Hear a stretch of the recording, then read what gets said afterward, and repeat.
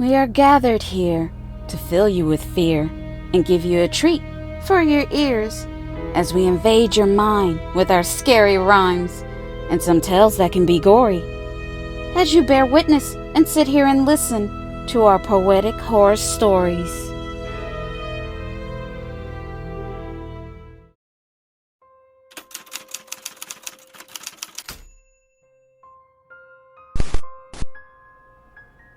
Here I am at this engagement party with everyone as happy as can be, while I'm sitting smiling, but on the inside I'm jealous, full with rage and with envy. Look at her, with her beautiful long hair, perfect white teeth, clear skin, and a big diamond engagement ring on her hand. I really hate her. But she is my best friend. We have known each other for a long while. She has always gotten what she wants. She was a spoiled child. But I have always been her sidekick. I have been in her shadow. She is such a bitch. I guess over the years I have grown animosity towards her. This is just how I feel. I won't feel bad if she was murdered. She always has to be the center of attention, the star of the show. And she does this on purpose everywhere we go. She makes it a point to flirt with every guy, flip her hair, and laugh real loud. She is so conceited. She always wants to be noticed, even in a crowd. When I look at her, all I wish for is death. I would love to see her broken and a bloody mess. I have dreamed of the many ways she could die. Like, for instance, if she was on a flight and her plane failed and crashed from the sky, I would act like I'm torn up, but really, I would be laughing and happy on the inside. Or maybe she could be walking late at night, crossing the street, and get ran over by a car. And the driver would get away with it, scot-free, because no one was around and it was really dark. My favorite thought is when she goes out for her early morning jog, and a stranger comes running towards her out of the fog.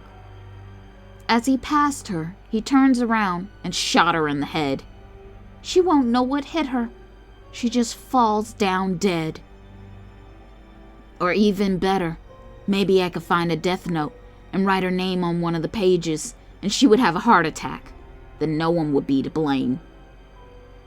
I know the last one sounds crazy, and I watch too much anime. I'm not ashamed. Oh well, a girl can only dream. As I feel myself smiling from these thoughts, it's making me beam. Her family and friends think I'm tearing up with joy for the happy couple. But no, that's not the case at all. As I wipe the tears away and I give a little chuckle, my smile is for all the scenarios of how she could meet her demise. But then, I come back to reality and take a deep breath, and I sigh. These things will mostly never happen to her, and she will live a long and happy life. She will live happily ever after, while I live in misery, agony, and in spite. So I will fake a smile as we raise a toast to the happy bride and groom. Yes, I will pretend, because after all, I am her maid of honor and her best friend.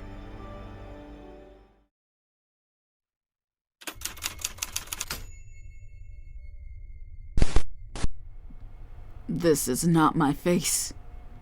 I woke up this morning, and I just looked this way. Where did this face come from? And what happened to mine? I can't recognize myself any longer. I'm terrified. And this situation couldn't happen at the worst time. You see, today is my wedding, and I'm already running behind.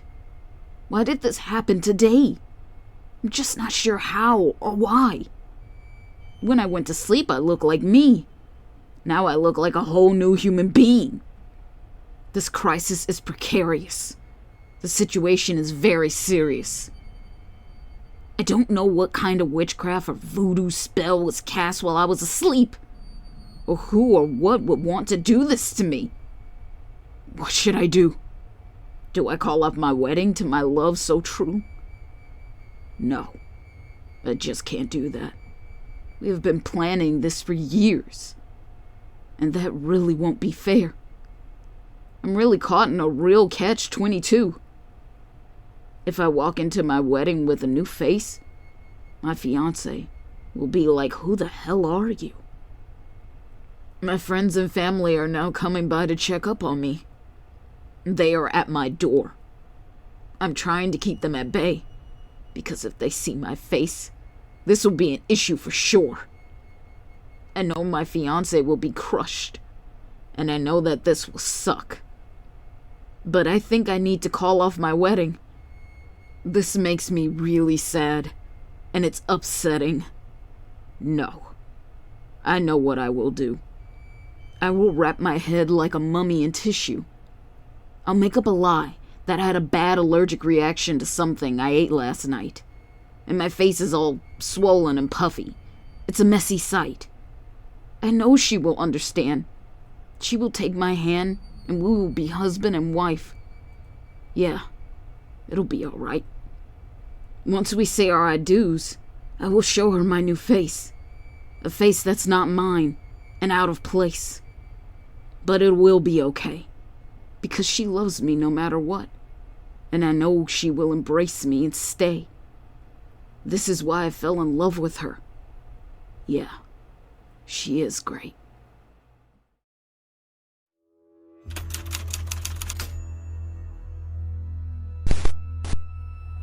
I hope my fiancé is all right. I hope he didn't get cold feet and change his mind. Really, he is a great guy. He has a really beautiful soul on the inside. And that is why I did what I did. So his inside matches the outside. I'm not a superficial and shallow person by any means. But this is my wedding day, and I want everything to be perfect. This is my dream. So I cast a spell on my fiancé so he can have a beautiful face. I want him to be the best looking man in the place. I'm not proud of what I did. I know it was wrong. But this is my day. The day I've been waiting and planning for so long. I'm not worried. It will be okay. Because he loves me, and it's my special day anyways. I can't wait to see him as I walk towards him down the aisle, as he looks at me lovingly with a great big smile. And when the day is over and we are husband and wife, I will explain to him why I casted the beauty spell. I just wanted everything to be perfect, everything to be right. I hope he will forgive me. I hope he understands. Because to me, even without this spell, he is a beautiful man. I love him, till death do us part. He will always have my heart.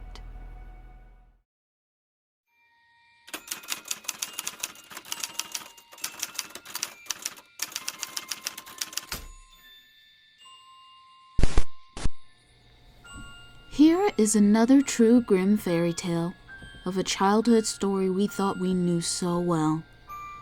This is a Poetic Horror Stories tale of Goldilocks and the Three Bears.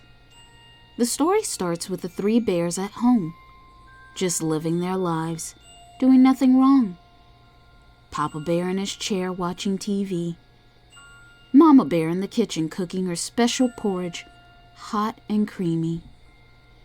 And a baby bear playing with his toys in his room, waiting for Mama Bear to call him for dinner, as he thinks about all the porridge that he would consume.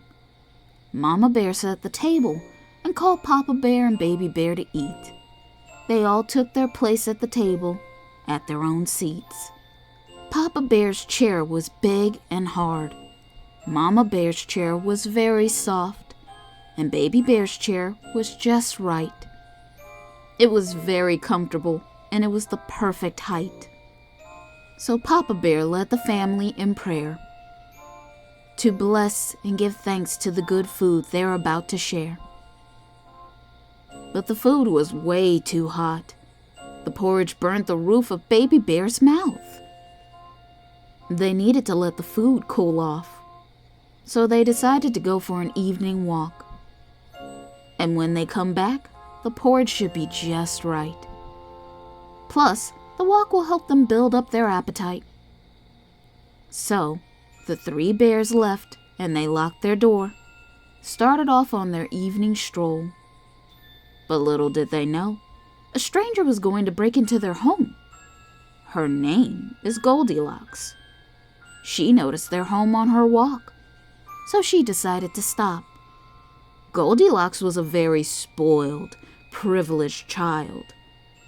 She didn't like to take accountability for her actions, and to get out of trouble, she would lie. Because she was small, cute, and had big blue eyes.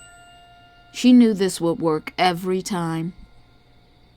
She would use it to her advantage and cry on cue at the drop of a dime. People would always believe her and her lies. She felt like she could get away with anything she wanted, no matter who her lies hurt. To her, it was worth it. She watched the three bears when they left their house. She saw them when they went out. Anyway, she was tired of being on her feet, and she wanted a bite to eat. She could smell the aroma from the food, and to her, it smelled really good. Goldilocks tried the door, but it was locked. So she found a big rock, and she used it to smash and break the lock. She went inside and headed straight to the kitchen. When she saw the porridge on the table, it smelled and looked delicious. She first sat in Papa Bear's chair, but it was too hard, and his chair was really large. Papa Bear's porridge was still really hot, so she took his bowl and threw his porridge out. Then she tried Mama Bear's chair, but it was too soft, and her chair legs were wobbly and a bit off. Mama Bear's porridge was too cold. Goldilocks took one bite and she threw it on the floor. Baby Bear's chair was comfortable and was the perfect height. His porridge was creamy, warm, and good. It was just right. When she was done, she leaned back a bit too far in Baby Bear's chair, and she broke it. But she didn't care. She was now ready to sleep. She heads up to the bears' bedroom. She was ready to count sheep. She first laid down in Papa Bear's bed, but his bed was as hard as a rock. It was hurting her back. She said to herself, "This bed is way too hard, and if I end up with back problems, I will sue these damn bears for all they got." She laid in Mama Bear's bed, but it was way too soft. She said, "This bed is so cheap. It's just awful. My God." Then she lay down in Baby Bear's bed. It wasn't too hard, nor too soft. It was just right. And just like that, she was out like a light.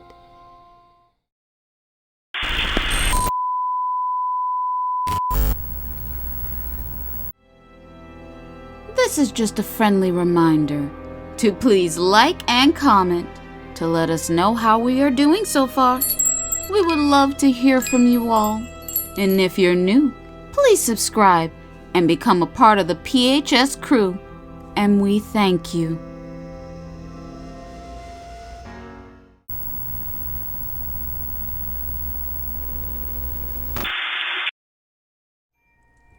Meanwhile, the bears had a nice evening stroll.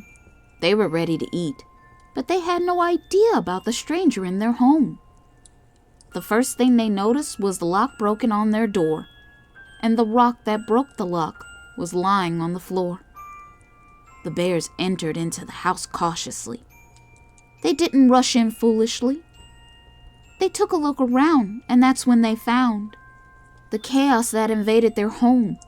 Their porridge half eaten, broken bowls, and just a mess all over the floor. They also realized someone had sat in their chairs, and Baby Bear's chair now needed repairs. Papa Bear was enraged. Mama Bear was afraid, and Baby Bear felt betrayed. Papa Bear said, "Someone sat in my chair and had the nerve to throw out my food. Who would do this? I didn't get not one spoonful." Mama Bear said, "Yes, someone sat in my chair too. I cooked all day long. My food is on the floor, and all the porridge is gone." Baby Bear said, "Someone sat in my chair and broke it all to bits, and they ate all my porridge, every last bite." Mama Bear picked up the phone and called the police. She told them frantically, "Help me, please, we were robbed by a thief." They said, "We will send someone out to investigate, but it will be a while. You will have a wait." So the bears started to clean up the mess. They were tired and very stressed. All they wanted to do was to go straight to bed. So they went upstairs. Then they saw someone had also been in their beds. This made them even more upset. Papa Bear said, "Someone had been laying in my bed. Before we left, my bed was made. Now it's a mess." Mama Bear said, "Someone has laid in my bed also. My sheets are now tossed all over the floor." Baby Bear said, "Someone laid in my bed, and they are still there." Goldilocks woke up surrounded by the bears. She was now really scared. Papa Bear asked, "Why did you break into our home? Don't you know breaking and entering is wrong? You have destroyed our property and wasted our food. What the hell is wrong with you?" Goldilocks didn't know what to say, so she jumped up and tried to run away. But she only made it to the door, as the police finally pulled up 1 hour later. They were late, of course. They asked, "What's going on here?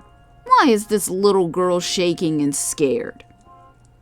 Mama Bear told them she broke into our home while we were out on an evening stroll. They asked Goldilocks if this is true, but she started to cry like she always do. And she begins to lie. "No, that's not true. They kidnapped me and brought me to their house." The lies flowed out easily from her mouth. "They tied me up and kept me in their basement for days. And thank God you guys showed up now, because I just untied myself and escaped." The bears were shocked from the story she just told. They thought this little girl was evil, manipulative, and cold. Papa Bear said, "We have never seen her before today, and we are the ones who called the police to report a break-in to our place." The police stood there confused. They didn't know who to believe and who was telling the truth. Goldilocks knew she needed the police to believe her tale, or they were going to drag her sorry ass off to jail.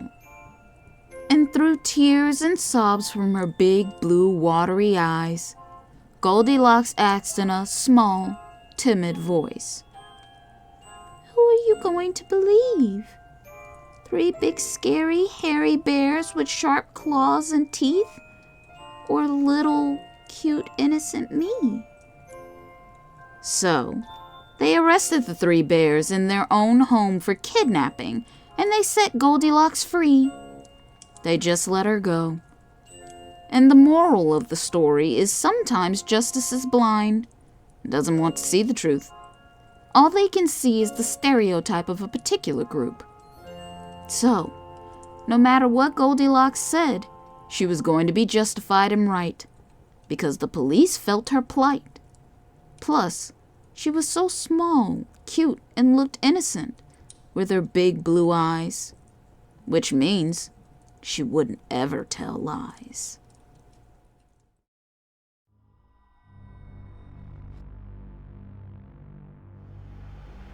Someone is knocking on my door.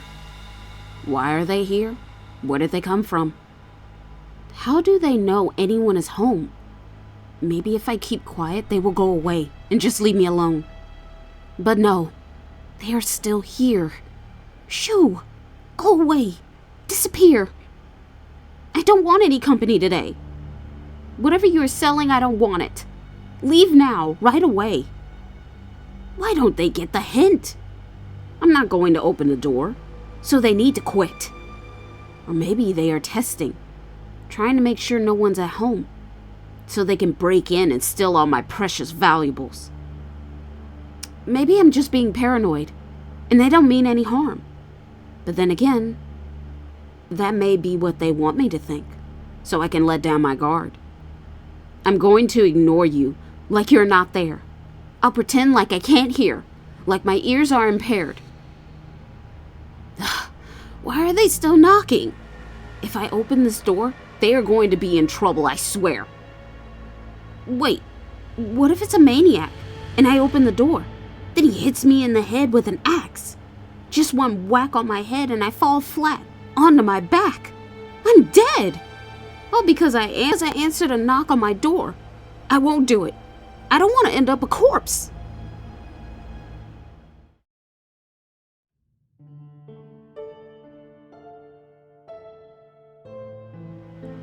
I found out some disturbing information today. That my mom and dad are not my mom and dad. I was kidnapped. When I was a baby, I was taken out of the nursery of the hospital. This happened 15 years ago. Him and his wife couldn't have kids, so they decided to take me, and they have been my mom and dad for years. You don't understand how upsetting this is. My whole life has been a lie. This isn't right. I found out when the FBI raided our place. At first, I was sure they made a mistake, but unfortunately, it was true. They weren't the people that I thought I knew. They are strangers to me. This is crazy. So now what? My life is turned upside down. I'm not sure what is going to happen now. They are the only mom and dad I know. I don't want to meet my biological folks. I don't want to meet new people. And on top of that, we have to go to court. This is making me feel miserable. And to make things worse, this is now on the news, and they made the claim that I was being abused. Not true. They really weren't bad people. They were good to me. But I just wish they never kidnapped me.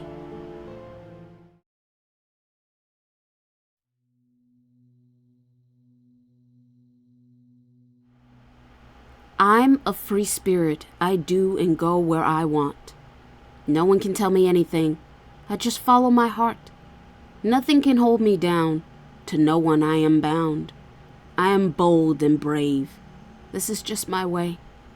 When I get the urge, I have to move my feet. I just have a need. The need to be free. I cannot be stifled. No, not me. This is the way it has to be. I live to explore. I crave adventure. I always want and need more. This is what I live for. And this is why I quit my job and burned down my home. Obtained a new ID and name. Got rid of my wife and kids. I'm so much happier alone. I've wasted so many years being chained down with a wife I didn't love and unwanted kids. This is my new life now, and as far as my family, their bodies were burnt, also with the house. The police will never find me. I left no clues behind, because they are going to find 4 bodies instead of 3. My wife, my 2 kids, and me. Or who they think is me. I seized the opportunity when a man my age and built came to my door. I invited him in. Then I put him in a chokehold and brought him down to the floor. It was perfect. Now I'm free. I'm free to be the real me. So let me ask you a question. What would you do for your freedom? Anything? Then you understand me. For my freedom, I would do anything.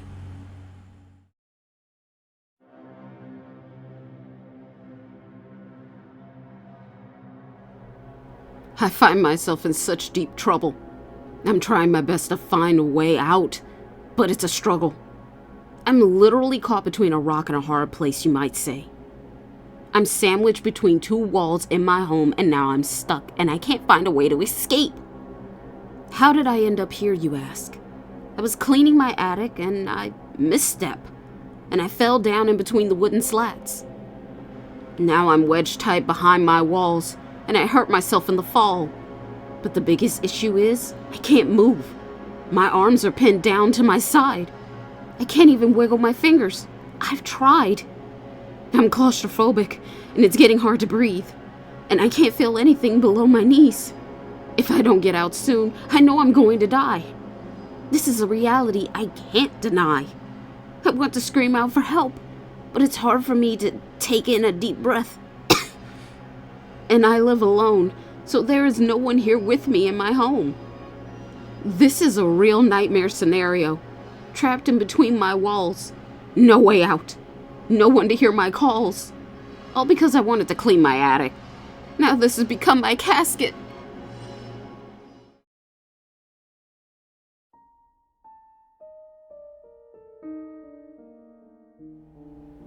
There's an entity that is attached to me. An invisible being that won't let me eat. I haven't had a bit of food for 1 whole week. Every time I bring my food to my lips, it's knocked out of my hand, landing at my feet. I'm so weak from hunger, and I've lost so much weight. I ask out loud, can you please let me eat? Just a single piece of lettuce on a plate. Please! The only good thing, it will let me drink water. It's how I'm staying alive. It is the only way right now I can survive. I keep trying to figure out why. Why won't it let me eat? Why did it choose me? Who summoned this entity to be? But I think I have an idea who placed this curse on me. Someone I won't let eat. It's my little sister. She's getting her revenge. When we were young, I used to knock her food out of her hand. I would take her food off her plate, everything I could grab. I would threaten her that she bet not tell mom and dad. All older siblings torment their younger siblings. I know that sounds sad, but I didn't know any better. All kids treat each other bad. Besides, I didn't mean for her to starve to death. I didn't let her eat much at all, I must confess. I would take it all back if I could, but there's nothing now I can do. In all these years, I have been able to feast and eat and eat. I am a bit obese, and some say I'm greedy. But now, she won't let me eat, and I'm wasting away fast. At this point, it won't be long. I'm not going to last. Because she stopped me from drinking water. Now I know for sure I'm a goner. This is my little sister's revenge. For me to never eat again.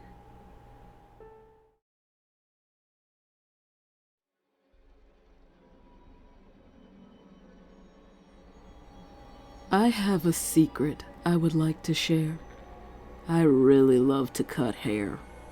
Curly hair, straight hair, short and long, red hair, brown hair, blonde hair. I think they are all so beautiful to me. But what I love most is cutting hair when my subject is asleep. It's a delight to think how surprised they are when they wake. I know they are pissed off and sad, but that's okay. Because I have a blast. It is just hair. It will grow back anyway. One of my favorite subjects I remember vividly till this day. She had very long hair that came close to touching the ground. Her hair was black as night and very straight. She walked by me and a gentle wind blew her hair back softly, caressing my face. I fell in love instantly. I had to cut her hair. I followed her to her home. I had to give chase. I waited till she went to bed to sneak into her place. When she was in a deep sleep, I took out my scissors and I cut off all her hair, right down to her scalp base. but she woke and saw me before I could make my escape. She started to scream, but I didn't want her to wake up her neighbors. I had to think quickly, so I took my scissors and with a few snips, she stopped screaming. That was it. But unfortunately, it was too late. Her next-door neighbors called the police, and they saw my dirty little secret. There she was, covered in hair and blood. There I was, holding the scissors. I was easily convinced. Now I'm in a padded cell, and all the orderly here are bald. They don't have hair at all. But I still reminisce about all the hair I cut. And if I had the chance, I would do it all again. I'm not ashamed. I love to cut hair. Every strand, right down to their split ends.